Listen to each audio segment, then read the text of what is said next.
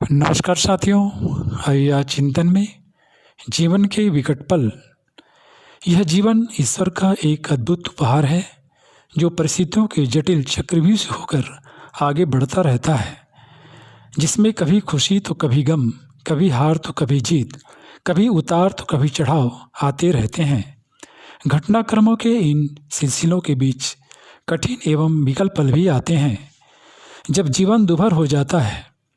यदि व्यक्ति ऐसे समय में संभला तो उसको टूटते बिखरती देर नहीं लगती, लेकिन यदि सही समय समझ व धैर्य के साथ इसका सामना किया जाए तो यही विषम पल व्यक्ति के उत्कर्ष का माध्यम बन जाते हैं और जीवन के उच्चतर सत्य की ओर ले जाते हैं। जीवन के विकट पल हमारे लिए उत्थान व उत्कर्ष का अवसर बने, इसके लिए कुछ बातों का ध्यान रखना आवश्यक हो जाता है, जिसमें सर्वप्रथम है परिस्थिति को स्वीकार करना। जो भी विकट घटना या जीवन की कठिन पल हैं, उन्हें स्वीकार करें।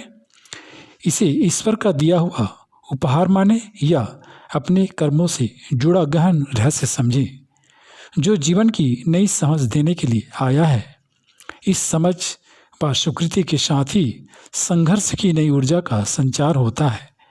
विकट परिस्थिति को अपनी नीति का एक हिस्सा मानते ही चुनौती के रूप में आभासित पल आगे बढ़ने के अवसर बन जाते हैं। इन कठिन पलों में अपनों का संग साथ महत्वपूर्ण भूमिका निभाता है, जिसे नज़रअंदाज नहीं किया जा सकता। अपने परिवारजनों, मित्रों व शुभचिंतकों का संग इन पलों से उबरने में निर्णायक भूमिका निभाता है। इनसे प्राप्त भावनात्मक चिंतन सिंचन जीवन की कली को मुरझाने नहीं देता। इनका सहारा टूटने बिखरने के कागार पर खड़े अस्तित्व को संभाले रहता है, लेकिन दूसरों के सहारे ही जीवन की नैया पार होगी, ऐसी भी गलतफहमी नहीं पाली जा सकती। जीवन का सामना अंततः अपने दमखम पर ही करना होता है और दूसरों के साथ की अपनी सीमा रहती है। इसके लिए स्वयं को समझ देना अभिष्ट हो जाता है। कठिन समय में जीवन के बिखरने व टूटने का खतरा रहता है।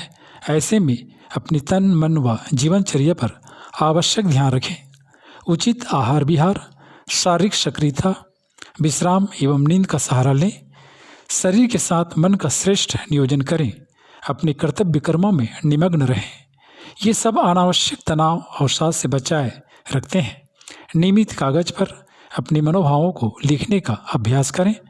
इनके साथ मन का गुबारू बाहर निकलता है और चित्त का बोझ हल्का होता है तथा आप बेहतर अनुभव करते हैं।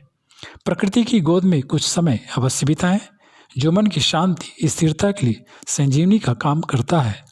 साथ ही जीवन के अर्थ व उद्देश्य को तलाशें, जो व्यक्ति को जीवन की गहराइयों में प्रतिष्ठित करता है और एक सार्थकता की अनुभूति के साथ मनोबल व आत्मबल के अनुदान दे जाता है।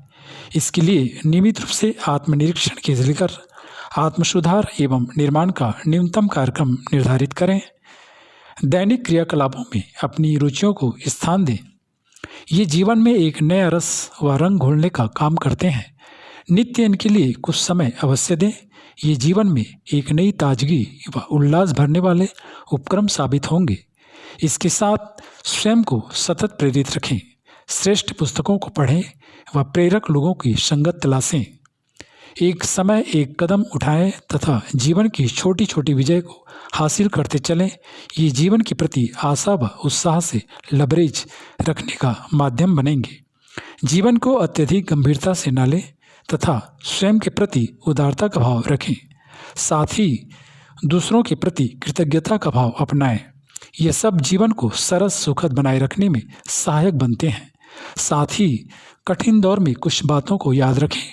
आप पहले भी ऐसी व इससे भी कठिन परिस्थितियों को पार कर चुके हैं और आप पुनः इससे बाहर निकल जाएंगे।